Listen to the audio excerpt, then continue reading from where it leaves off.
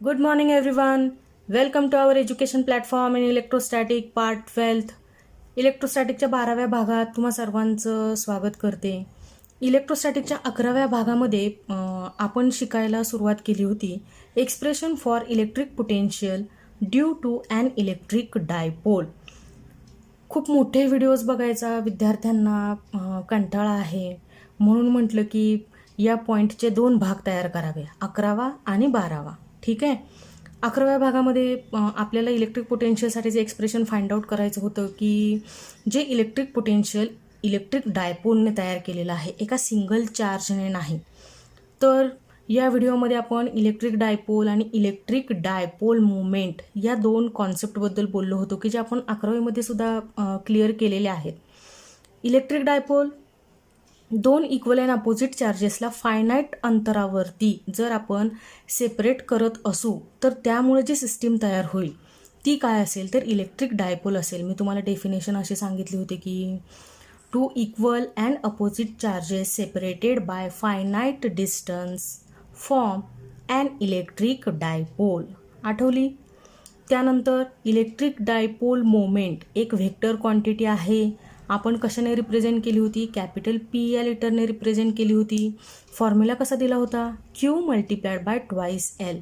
आणि डेफिनेशन अशी केली होती की electric dipole moment is defined as the product of magnitude of one of the charge and distance between 2 charges. Electric dipole moment काय आहे तर एक प्रोडक्ट आहे, गुणाकार आहे. कुणाचा? तर ते इलेक्ट्रिक डायपोलमधल्या 2 पैकी कोणत्याही एका चार्जच्या मॅग्निट्यूडचा आणि त्या चार्जमध्ये असलेल्या अंतराचा, म्हणजे distance in between 2 charges plus Q and minus Q, की जे आपण ट्वाइस एलने रिप्रेझेंट केलं होतं. मग फॉर्म्युला असा तयार झाला होता P equal to Q multiplied by twice L. आठवलं का सगळ्यांना? त्यानंतर मी तुम्हाला डायग्रॅम शिकवली होती, डायग्रॅमचं डिस्क्रिप्शन सांगितलं होतं. ती डायग्रॅम ॲक्च्युअलमध्ये आहे काय? डायपोल परस्परांपासून किती अंतरावर असतात? पॉईंट पी त्या डायपोलपासून किती अंतरावरती आहे, की जे अंतर आर एलपेक्षा खूप मोठं कसं आहे? त्यासाठी मी तुम्हाला दुसरी एक डायग्रॅम काढून त्याचं एक्सप्लेनेशन दिलं होतं. आणि मग आपल्याला आपण हे एका गोष्टीसाठी कन्व्हिन्स झालो होतो की ए पी हे अंतर कसं असेल तर ए डॅश पी इतकं असेल, म्हणजे A P nearly equal to A dash P असेल. आणि त्याचप्रमाणे बी पी हे कशासारखं असेल तर nearly equal to B dash P सारखं असेल. ठीक आहे. बघा, आता आपण पुढच्या भागामध्ये जाऊयात. आपण पुढं काम करूयात की ज्यामध्ये आपल्याला बघायचं आहे की ए पी जर nearly equal to A dash P असेल तर याचा अर्थ ए पी हे अंतर कोणासारखं आहे तर ए डॅश पी सारखं आहे. म्हणजे मग मी हे असं लिहू शकते का? A P equal to O P plus O A dash. येतं आहे का लक्षात तुमच्या?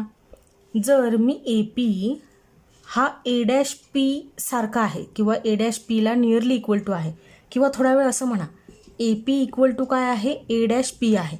असं जर असेल, A P equal to A dash P असेल तर ए पी आणि ए डॅश पी ह्यांच्यामध्ये डिव्हायडेशन झालेलं आहे. ओ पी आणि ओ ए डॅश यांचं मिळून काय असेल तर एकत्रित अंतर असेल. ठीक आहे.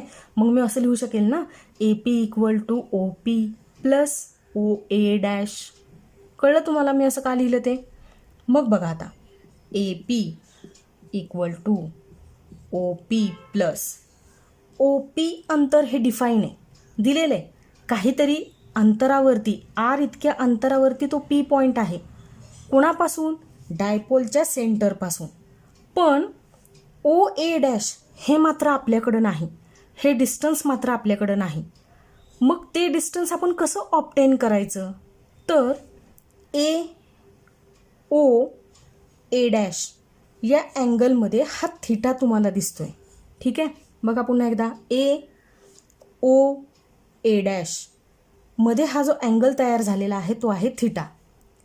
या थिटाचा जर मी कोसाइन अँगल पाहत असेल, म्हणजे कॉस थिटा पाहत असेल, तर कॉस थिटा तुम्हाला माहिती आहे लगतची बाजू भागिले कर्ण, म्हणजे ॲडजेसंट साईड डिवाइड बाय डायगोनल. अशा पद्धतीने जर मी याचा कोसाईन पाहत असेल, या थिटाचा कोसाईन बघत असेल, तर ओ ए डॅश हे अंतर मी फाइंड आउट करू शकेल. कळतंय? म्हणून ह्या ओ ए डॅशला फाइंड आउट करण्याचं काम आधी करायचं. करूयात मग. Cos of theta equal to, हा कॉस थिटा असेल तर ओ ए डॅश काय असेल, ॲडजेसंट साईड असेल, O A dash divide by diagonal काय असेल तर ए डॅश, ए डॅश. आपल्याला इंटरेस्ट कशामध्ये आहे तर ह्या ओ ए डॅशमध्ये. हे अंतर आपल्याला फाइंड आउट करायचं आहे ना. मग आपण हा फॉर्म्युला रिअरेंज करूयात ओ ए डॅशसाठी. करते. O A dash equal to A dash into cos of theta. घेतलं. ओ ए डॅशची व्हॅल्यू तर आपण ऑब्टेन केली, A dash into cos of theta. A P equal to O P plus O A dash. O A dash माहीत नव्हतं आपल्याला अंतर किती, ओ ए डॅश, म्हणून आपण कॉस ऑफ थिटा पाहिला, O A dash upon A dash. O A dash equal to A dash into cos of theta. आपल्याला value मिळाली कशाची, ओ ए डॅशची. ती मी इथं सबस्टिट्यूट करते, ए dash into cos of theta. जर तुम्ही माझ्यासोबतच नोटबुकवर लिहित असाल तर मग तुमचं हा जो 3 मार्कांचा पॉईंट आहे बोर्डसाठी विचारला जाणारा प्रश्न, तो एकदाच तयार होऊन जाईल. म्हणजे अशी सिच्युएशन तयार होईल की मी ज्यावेळेस हे शिकवणं स्टॉप केलेलं आहे त्यावेळेस तुमचं सुद्धा हे शिकून पूर्ण झालेलं आहे. तुम्हाला एक्स्ट्रा काम करण्याची गरज नाही आहे. ठीक आहे, करा तर मग. बघा, A P equal to O P distance आहे दिलेलं आहे आपल्याला, किती आहे, small R plus A dash. तुम्ही म्हणाल की हा ए डॅश आहे, हा ए डॅश आहे, हा ए आहे, ह्यांच्यामधलं डिस्टन्स कुठं दिलं आहे. पण मग मी आधीच्या भागामध्ये सांगितलेलं, आधीच्या व्हिडिओमध्ये सांगितलेलं, हा ए डॅश अगदी जवळ आहे इथे. ह्या ए पासून जो नॉर्मल टाकला गेला आहे ए डॅश, तो अगदी इथे. म्हणूनच आपण असं म्हणतोय की A P nearly equal to A dash P आहे. म्हणजे जर हा ए डॅश ह्या ओच्या अगदी जवळ असेल तर ओ ए हे डिस्टन्स आपण लिहितोय स्मॉल एल.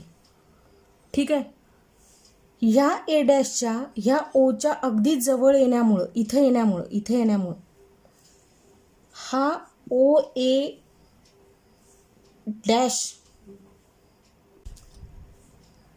हा ओ पॉईंट ए डॅशच्या किंवा ए डॅश ह्या पॉईंट ओच्या अगदी जवळ येण्यामुळं काय झालं तर ए डॅश हे अंतर सुद्धा काय होऊन गेलं तर एल इतकंच होऊन गेलं. बघा डायग्राममध्ये तुमच्या लक्षात येत असेल, जर मी ओ एला एल म्हणत असेल, ओ ए हे अंतर जर मी एल म्हणत असेल तर ओच्या ए डॅश अगदी जवळ असण्यामुळं हा ए डॅश सुद्धा मला किती आहे, किती डिस्टन्स आहे असं ॲपियर होईल, तर एल इतकाच आहे असं ते ॲपियर होणार आहे. म्हणून इथं ए डॅश हे जे डिस्टन्स आहे ते मी काय लिहून टाकणार आहे, L, small L into cos of theta. ठीक आहे. म्हणजे आपण ए पी ही एक व्हॅल्यू फाइंड आउट केलेली आहे, R plus L cos of theta. त्यावेळेस अँगल कोणता होता, ए डॅश. आता सेम असंच काम आपल्याला दुसऱ्या अँगलसाठी करायचं. अँगल सांगते तुम्हाला, पी ओ बीसाठी सेम असंच काम आपल्याला करायचं. बघा, पी ओ बीसाठी आपण असं म्हणतोय की बी पी हा नियरली इक्वल टू काय आहे, बी डॅश पी आहे. थोड्या वेळासाठी असं लिहा, बी पी इक्वल टू काय आहे, बी डॅश पी आहे. B P equal to B dash P. पण डायग्राममध्ये दिसतंय तुम्हाला B P is not equal to B dash P. मग आपल्याला जे काही ऑब्टेन करायचं आहे बी पीची व्हॅल्यू, ती कशी ऑब्टेन करायची, B P equal to O P minus O B dash. बघा मी काय केलं, मला ही ही लेंथ हवी होती. पॉईंट बी पासून पॉईंट पी पर्यंतचं अंतर मला हवं होतं, हे डिस्टन्स मला हवं होतं. मग हा बी पी फाइंड आउट करण्यासाठी मी केलं काय, तर ओ पीमधून ओ बी काय करून टाकला, सबस्ट्रॅक्ट करून टाकला, वजा करून टाकला.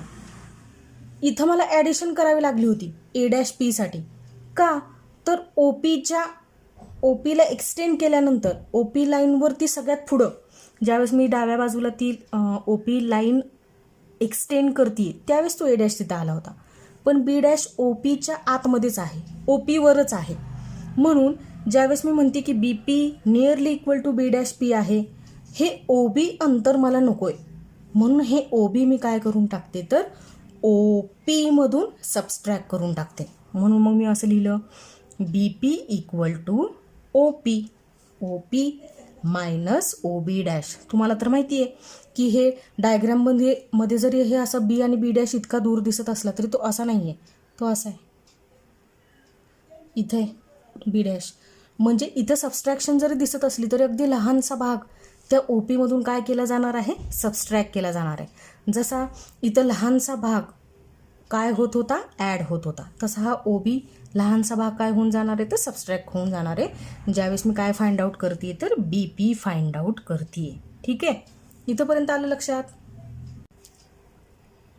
पहिल्या ट्रायंगलसाठी ए डॅशसाठी जो प्रॉब्लेम आला होता की आपल्याकडं ओ ए डॅश हे अंतर नव्हतं, पण मी तिथं कोसाईन वापरून कोसाईन थिटा कॅल्क्युलेट करून ओ एची जागा फुलफिल करून टाकली ए dash into cos of theta. आता सेम प्रॉब्लेम इथं अराईज झाला की ओ पी हे डिस्टन्स माझ्याकडे आहे, पण जे अंतर मला सबस्ट्रॅक्ट करायचं आहे ओ पीमधून, काय सबस्ट्रॅक्ट करायचं आहे, ओ बी डॅश. ते ओ बी डॅश किती आहे हे मला माहीत नाही, हे मला ठाऊक नाही. इथं एक अँगल दिसतोय आपल्याला थिटा. या थिटाचा जर मी कोसाईन अँगल पाहत असेल तर बघा, मी अँगल सांगते तुम्हाला, बी डॅश ओ आणि बी, अँगल बी डॅश ओ बी यांचा आपण काय बघूयात, कॉस ऑफ थिटा बघूयात. कॉस थिटा इक्वल टू, बघा याचा थिटा म्हणजे ही ओ बी डॅश काय झाली, ॲडजेसंट साईड झाली, O B dash divide by diagonal काय झाला, बी बी डॅश, बी बी डॅश. आपल्याला गरज कशाची आहे फाइंड आउट करायची, तर ओ बी डॅश. मग आपण हा कोसाईनचा जो फॉर्म्युला आहे तो ओ बी डॅशसाठी रिअरेंज करूयात. Therefore O B dash equal to B B dash into cos of theta. हे सबस्टिट्यूट करून घेऊयात इथं.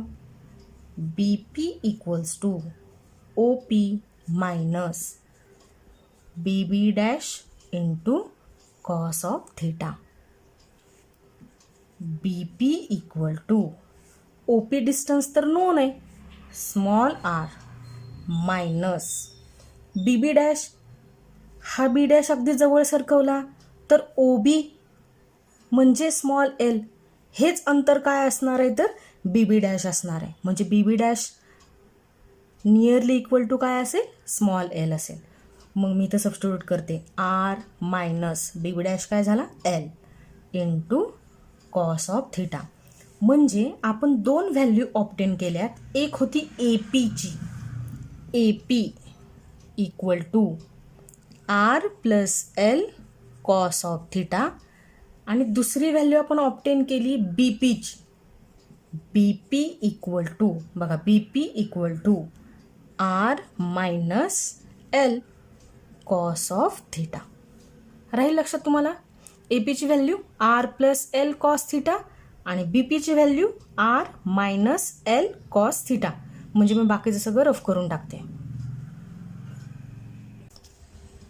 मी डायग्राम रफ करून टाकते, पण त्याआधी बघा आपण केलं काय, किंवा तुमच्या लक्षात आलं का की मी ए पी किंवा मी बी पी हे अंतर का फाइंड आउट करायला सुरुवात केली आहे. तर मी तुम्हाला इलेक्ट्रिक पोटेन्शियल ची डेफिनेशन किंवा इलेक्ट्रिक पोटेन्शियल हा कॉन्सेप्ट मी सांगितला आहे माझ्या एका व्हिडिओमध्ये. त्यावेळेस तुमच्या लक्षात आलं असेल की जे इलेक्ट्रिक पोटेन्शियल आपण फाइंड आउट केलं 1/4 pi epsilon not into Q upon R, असा हा जो फॉर्म्युला आहे त्यामध्ये हा जो आर आहे ते अंतर आहे. एका पॉईंटचं, समजा पॉईंट पी, या पॉईंट पी पाशी आपण काय फाइंड आउट केलं तर इलेक्ट्रिक पोटेन्शियल फाइंड आउट केलं, जे कुणी तयार केलं होतं तर या पॉईंट चार्जने तयार केलं होतं. मग हा पॉईंट चार्ज इथं होता. सपोज हा एक पॉझिटिव्ह पॉईंट चार्ज आहे क्यू, याने या पी पॉईंटला तयार केलेलं पोटेन्शियल आपल्याला काय करायचं आहे, फाइंड आउट करायचं. तर ते फाइंड आउट केलेलं पोटेन्शियल मला एवढं मिळालं की ज्या फॉर्म्युल्यामध्ये हा स्मॉल आर येतोय, स्मॉल आर या फॉर्म्युल्यामध्ये मला दिसतोय, ॲपियर झालाय तो इथं, तर हे स्मॉल आर अंतर कुणामधलं आहे, त्या पॉईंट चार्ज पासून त्या पॉईंट पी पर्यंतचं, की ज्या पॉईंटपाशी तुम्हाला इलेक्ट्रिक पोटेन्शियल फाइंड आउट करायचं आहे. इथं तुमच्या एक गोष्ट लक्षात आली असेल की या पॉझिटिव्ह चार्जने पॉईंट पी पाशी तयार केलेलं इलेक्ट्रिक पोटेन्शियल मला फाइंड आउट करायचं होतं. प्लस मी पहिल्या व्हिडिओमध्ये सांगितलं की आपल्याला हे ॲड करायचं होतं. कशामध्ये तर ह्या निगेटिव्ह चार्जने ह्या पॉईंट पी पाशी तयार केलेल्या पोटेन्शियलमध्ये. आपण असं म्हटलं होतं की पॉझिटिव्ह चार्जने तयार केलेलं पोटेन्शियल V1 आणि ह्या निगेटिव्ह चार्जने पॉईंट पी पाशी तयार केलेलं पोटेन्शियल V2 आणि ह्या दोघांची ॲडिशन म्हणजे पॉईंट पी पाशी इलेक्ट्रिक डायपोलने तयार केलेलं नेट इलेक्ट्रिक पोटेन्शियल किंवा टोटल इलेक्ट्रिक पोटेन्शियल. ते पी पॉईंटपाशी तयार झालेलं कोणतंही एक सिंगल पोटेन्शियल घेऊन आपल्याला चालणार नाही. आपल्याला दोन्ही पोटेन्शियलची काय करावी लागणार आहे, ॲडिशन करावी लागणार आहे. मग अशा सिच्युएशनमध्ये जर इलेक्ट्रिक पोटेन्शियलचा फॉर्म्युला असा असेल, हा तर कॉन्स्टंट आहे 1/4πε0 क्यू अपॉन आर. क्यू हा काय असणार आहे तर पॉईंट चार्जची मॅग्निट्यूड असणार आहे, जी मी इथं लिहिणार आहे, आणि हा आर म्हणजे त्या पॉईंट चार्जचं पॉईंट पी पर्यंतचं अंतर असणार आहे. पण ह्या डायपोलच्या सिच्युएशनमध्ये झालं काय होतं, ह्या पॉईंट ए पासून पॉईंट पी पर्यंतचं अंतर आपल्याकडं नव्हतं, म्हणजे ए पी आपल्याकडं नव्हता, की जो आपण काय केला सगळ्यात पहिल्यांदा फाइंड आउट केला. त्यानंतर ह्या पॉझिटिव्ह चार्ज सुद्धा ह्या पॉईंट पी पर्यंतचं जे अंतर आहे ते आपल्याकडं नव्हतं, म्हणजे बी पी आपल्याकडं नव्हतं. म्हणून आपण बी पी हे डिस्टन्स काय केलं, फाइंड आउट केलं, R - L cos of theta. कळतंय का तुम्हाला आपण सुरुवात कशी केली. आपण एक डायग्रॅम ड्रॉ केली. त्या डायग्रॅममध्ये जी काही डिस्टन्सेस नव्हती, की आपल्याकडं OA' नव्हता, आपल्याकडं OB' नव्हता, त्यासाठी आपण कोसाइन थिटा वापरून ती अंतर फाइंड आउट केली आणि त्या अंतरांचा वापर करून आपण AP आणि BP ही दोन डिस्टन्सेस फाइंड आउट केली, की ज्याच्यामुळे आपल्याला काय फाइंड आउट करता येईल, पी या पॉईंटपाशी तयार झालेलं इलेक्ट्रिक पोटेन्शियल. ठीक आहे. मग करू रफ. आता डायग्रॅम तुमच्या लक्षात राहते का, तुम्ही नोटबुकमध्ये ड्रॉ करून घेतली का ही डायग्रॅम, म्हणजे मला पुढचं मॅथमॅटिकल एक्सप्रेशन बोर्डवर रन करता येईल.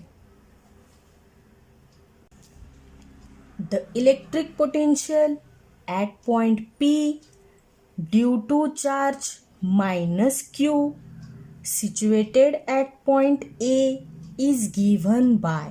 बघा मला काय करायचं आहे, निगेटिव्ह चार्जमुळं म्हणजे -Qमुळं पॉईंट ए या पाशी, पॉईंट ए पाशी, ए या पॉईंटपाशी तयार झालेलं इलेक्ट्रिक पोटेन्शियल फाइंड आउट करायचं आहे.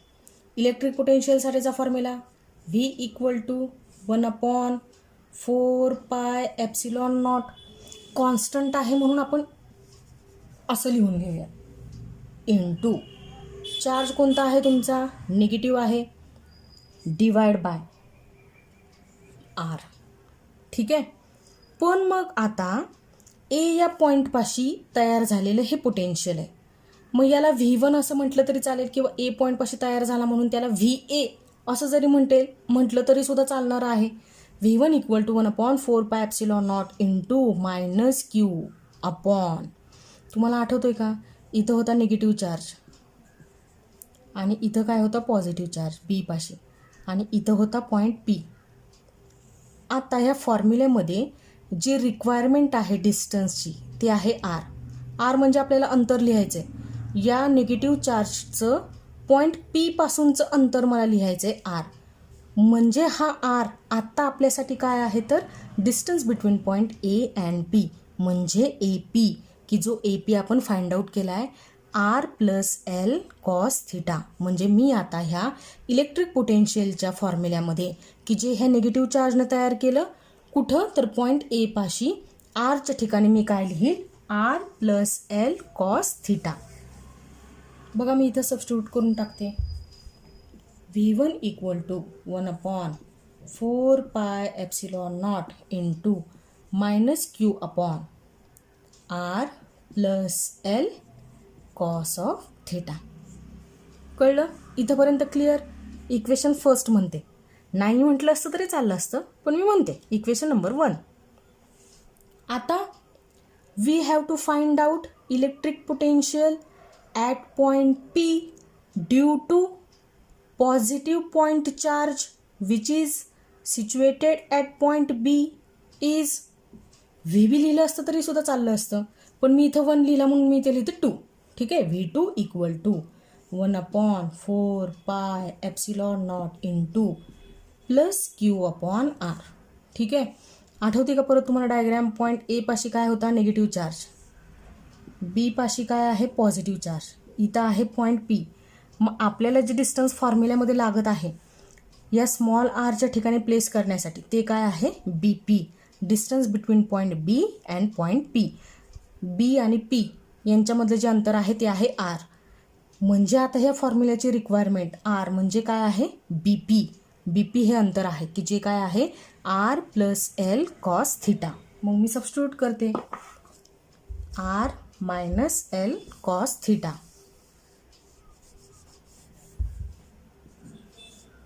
V2 equal to 1/4πε0 into half plus Q divide by R minus L cos theta. A पीची रिक्वायरमेंट इथं होती R plus L cos theta. इथं बी पीची रिक्वायरमेंट आहे R minus L cos theta. याला म्हणते इक्वेशन नंबर 2. ठीक आहे. बघा, इलेक्ट्रिक डायपोलमध्ये 2 चार्जेस असतील. एक असेल प्लस क्यू आणि दुसरा असेल मायनस क्यू. त्यांनी इथं पी या पॉईंटपाशी तयार केलेले इलेक्ट्रिक पोटेन्शियल की जे कोणत्या एकाच चार्जमुळे तयार झालेलं नसणार आहे, पॉझिटिव्ह किंवा एकाच निगेटिव्ह चार्जमुळे, तर ह्या दोघांनी मिळून तयार झालेलं पोटेन्शियल आहे पॉईंट पी पाशी. अशा सिच्युएशनमध्ये एका चार्जने तयार केलेल्या पोटेन्शियलमध्ये दुसऱ्या चार्जने तयार केलेल्या पोटेन्शियलला आपल्याला काय करावं लागेल? ॲड करावं लागेल. म्हणजे मला करावं काय लागणार आहे माहिती आहे? Equation first add in equation second. म्हणजे नेट पोटेन्शियल और total potential at point P due to an electric dipole can be written as V.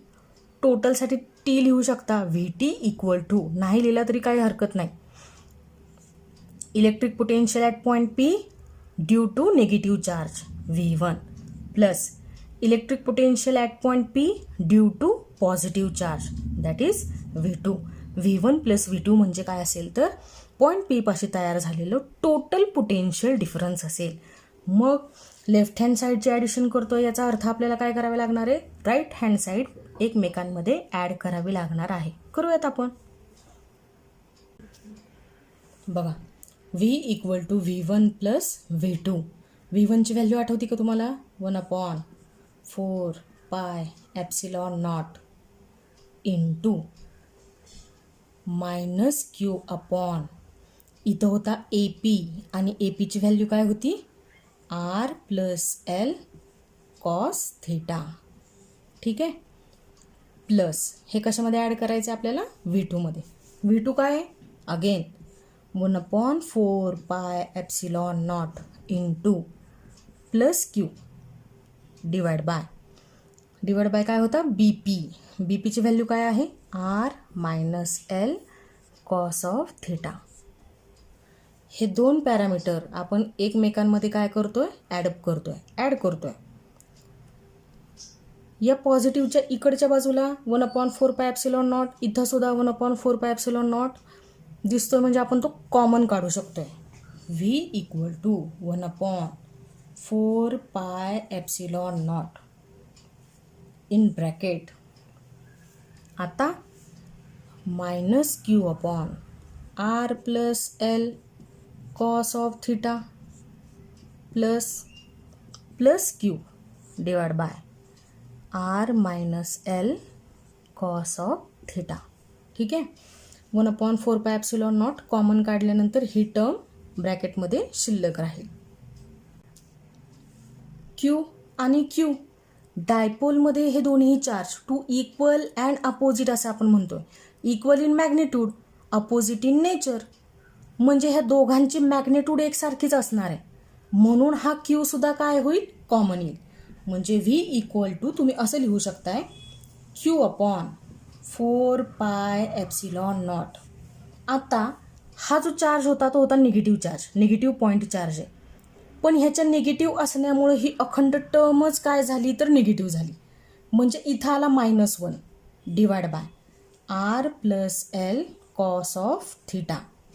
मग ह्या -1मुळं ही अखंड टर्मच काय झाली तर निगेटिव्ह झाली. म्हणजे -1 upon R plus L cos theta अशी कंडिशन इथं तयार झाली. प्लस इथं 1 upon R minus L cos of theta. ठीक आहे, आलं लक्षात. आपण आता काय करूयात, ही पॉझिटिव्ह टर्म पहिल्यांदा लिहूयात आणि ही निगेटिव्ह टर्म नंतर लिहूयात. काही फरक पडणार नाही इक्वेशनमध्ये. Q upon 4 pi epsilon not. बघा हे मी नंतर लिहिते आणि ही टर्म फक्त सुरुवातीला लिहिते. 1 upon R minus L cos of theta.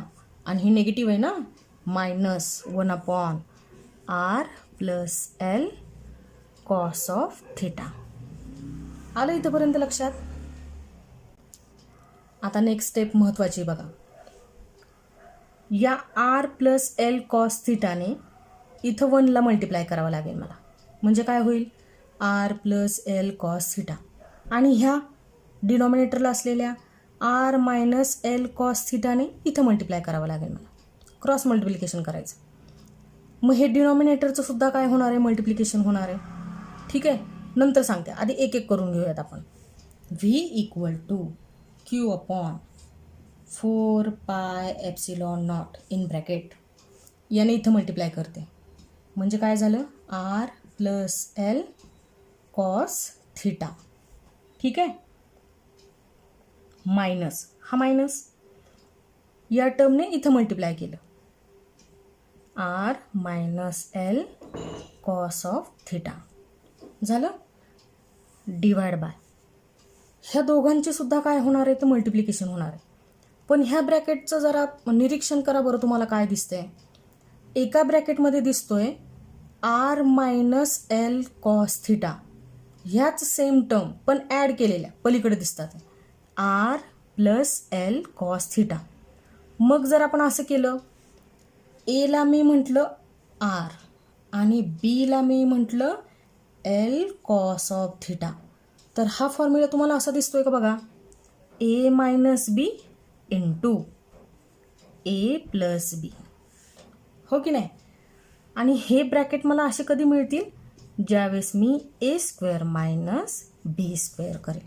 म्हणजे ए स्क्वेअर मायनस बी स्क्वेअर हाच ब्रॅकेट मी असा लिहू शकते, ए मायनस बी इंटू ए प्लस बी.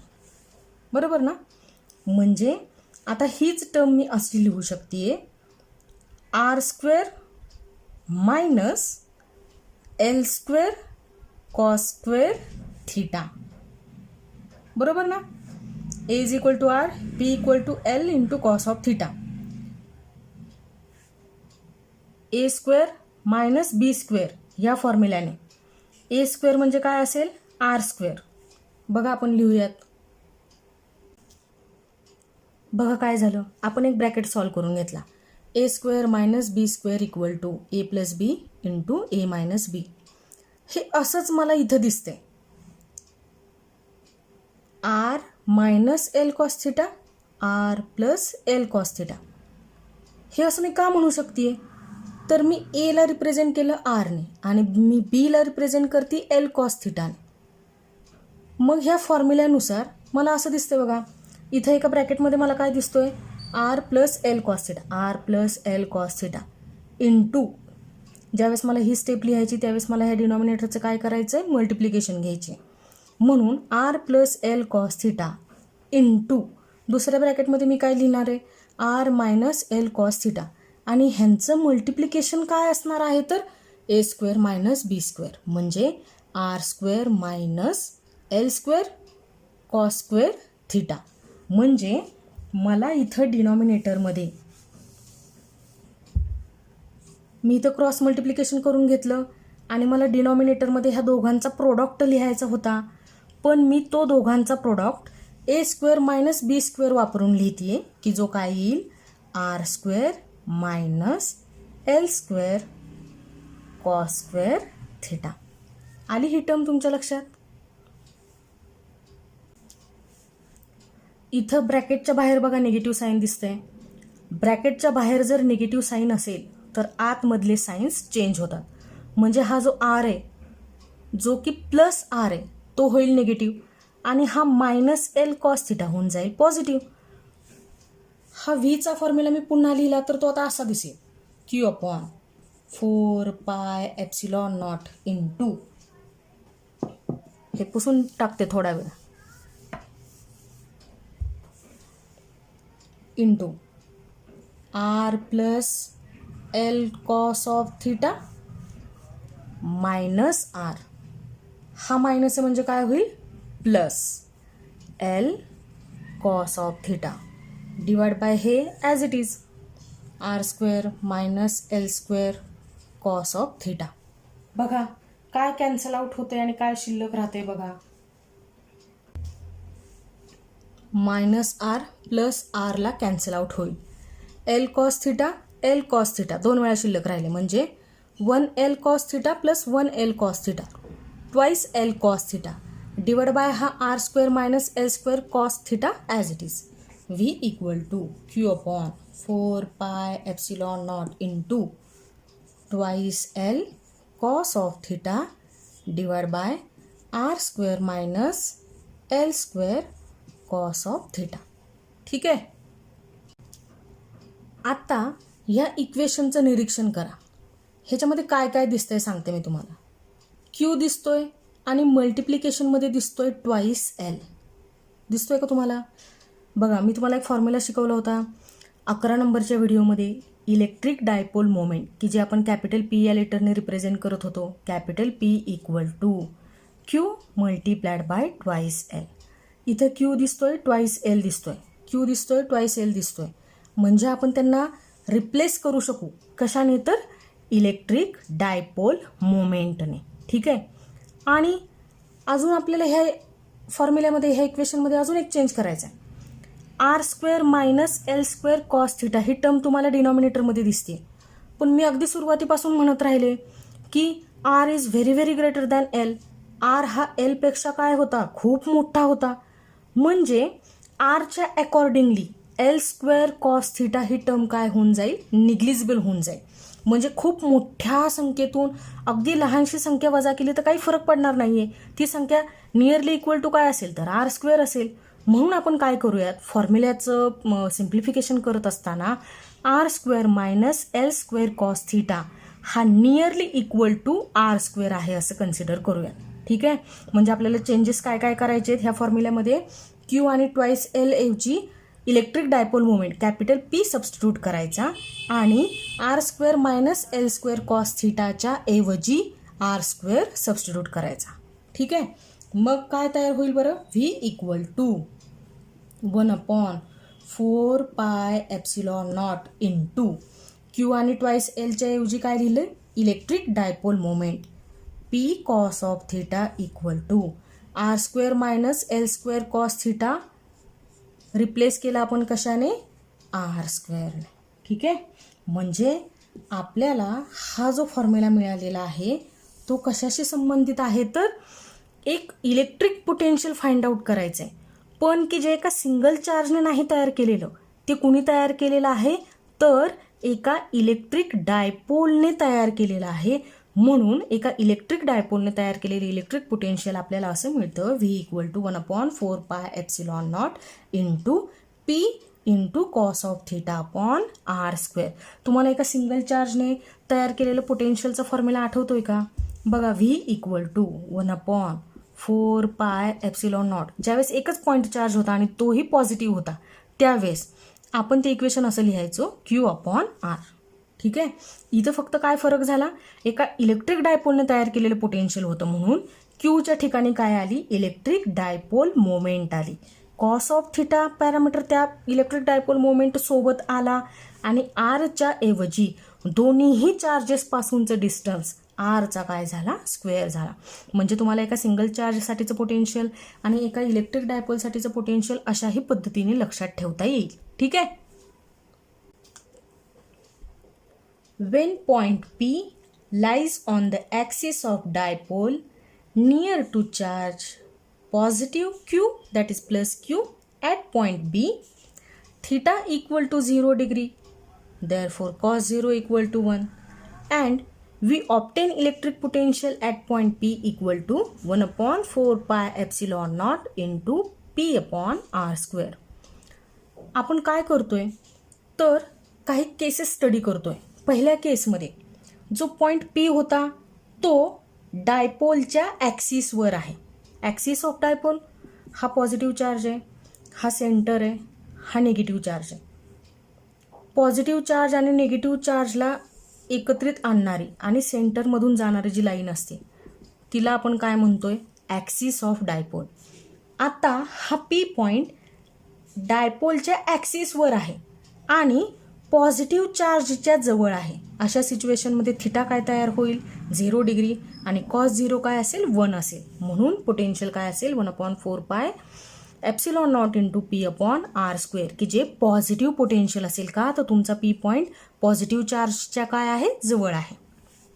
आता ज्यावेळेस point P lies on the axis of dipole near to charge negative Q at point A, hence theta equal to 180 degree and cos 180 equal to -1. Hence, we obtain electric potential at point P equal to -1/4 pi epsilon naught into P upon R square. आत्ता ही situation काय आहे, point P कुठं आहे तर ॲक्सिसवरच आहे. पण ॲक्सिसवर जरी असला तरी तो जवळ कुणाच्या आहे तर निगेटिव्ह चार्जच्या जवळ आहे. म्हणजे तो P पॉईंट आता इथं आहे. अशा वेळेस थिटा किती होईल, 180 डिग्री होईल. कॉस 180 काय होणार आहे, -1 होणार आहे. म्हणून पोटेन्शियल काय असेल तर निगेटिव्ह असेल, -1/4 pi epsilon not into P upon R square. आता इथं एक अशी केस आपण स्टडी करतो की ज्यावेळेस थिटा इक्वल टू काय आहे, 90 डिग्री आहे. थिटा इक्वल टू 90 डिग्री याचा अर्थ असा आहे की तो पी पॉईंट कुठं आहे, इक्वेटरला आहे. बघा, इक्वेटर ऑफ इलेक्ट्रिक डायपोल कधी तयार होतोय हा इक्वेटर. इक्वेटर कुठं असतो इलेक्ट्रिक डायपोलच्या, तर बघा सेंटरमधून पास होणारी स्ट्रेट लाईनच आहे. सेंटरमधून पास होणारी स्ट्रेट लाईन आहे, पण की जी ॲक्सिस ऑफ इलेक्ट्रिक डायपोलला परपॅन्डिक्युलर आहे. म्हणजे ही व्हर्टिकल लाईन आहे जी सेंटरमधून जाते इलेक्ट्रिक डायपोलच्या, आणि सेंटरमधून जाण्याबरोबरच अजून एक काय कॅरेक्टरिस्टिक आहे तिची, तर ती या डायपोलच्या ॲक्सिसला कशी आहे, परपॅन्डिक्युलर आहे. मग हा जो परपॅन्डिक्युलर आहे सेंटरमधून जाणारा, ॲक्सिसला परपॅन्डिक्युलर असलेली जी लाईन आहे ती त्या डायपोलचा इक्वेटर म्हणून ओळखली जाते. मग ह्या लाईनवर कुठंही, इथं पी पॉईंट असेल, इथं पी पॉईंट असेल, इथं पी पॉईंट असेल, इथं पी पॉईंट असेल, कुठंही असू दे, त्यावेळेस थिटा किती तयार होतोय, 90 डिग्री, आणि कॉस 90 किती असतो तर 0 असतो. म्हणून इलेक्ट्रिक पोटेन्शियल काय होऊन जाईल तर 0 होऊन जाईल. कारण इथं P into cos of theta, इथं P into cos of theta, तसंच इथं P into cos of theta. Theta 90 झाला म्हणजे अखंड टर्म काय होऊन जाईल, 0 होऊन गेली. म्हणून इलेक्ट्रिक पोटेन्शियल काय झालं, 0 झालं. याचं ॲनालिसिस आपण काय करायचं, किंवा आपण काय म्हणू शकतो यावरून, तर इलेक्ट्रिक डायपोलच्या इक्वेटरवर कुठंही जरही आपण पॉईंट कन्सिडर करत असो, वरच्या बाजूला किंवा खालच्या बाजूला, कुठंही इलेक्ट्रिक डायपोलच्या इक्वेटरवर घेतलेल्या कोणत्याही पॉईंटपाशी इलेक्ट्रिक पोटेन्शियल फाइंड आउट केलं असता ते इलेक्ट्रिक पोटेन्शियल 0 येतं. ठीक आहे. मी आजच्या ह्या व्हिडिओमध्ये जेवढं काही तुम्हाला शिकवलेलं आहे ते तुमच्या लक्षात आलं असेल किंवा तुम्हाला समजलं असेल अशी मी अपेक्षा करते. तुम्हाला हा पॉईंट ॲटलिस्ट डायग्रॅमपासून अगदी शेवटपर्यंत, की जिथं आपल्याला V equal to 1/4 pi epsilon not into P into cos of theta upon R square हा फॉर्म्युला मिळाला होता, तिथंपर्यंत अगदी एकदा तरी लिहून काढणं गरजेचं आहे. त्याशिवाय आपण काय काय स्टेप्स ह्याच्यामध्ये घेतल्या होत्या किंवा कोणते कोणते फॉर्म्युले आपल्याला ॲड करावे लागले होते ते तुमच्या लक्षात राहणार नाही. म्हणून तुम्ही ते एकदा लिहून बघा. म्हणजे बोर्डाच्या एक्झाममध्ये 3 मार्कांसाठी जर हा प्रश्न आला तर तो आपल्याला अगदी सहज लिहिता येईल. ठीक आहे. घरीच राहा, सुरक्षित राहा, अभ्यास करत राहा. आपण भेटूयात आपल्या पुढच्या व्हिडिओमध्ये. तोपर्यंत काळजी घ्या. बाय.